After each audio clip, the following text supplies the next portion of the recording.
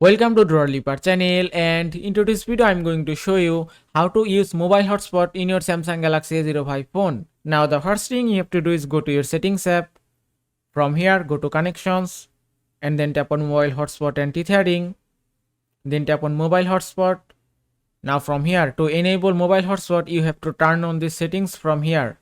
Now to enable mobile hotspot, first you have to turn off your Wi-Fi, then just tap on turn off and it's done. Now you can see in my phone mobile hotspot is enabled. Also, if you want to configure your mobile hotspot, just tap here. From here you can change your mobile hotspot network name, and from here you can change your hotspot password. Also from here you can select your mobile hotspot band. You can select 2.4 GHz or 5 GHz as you prefer.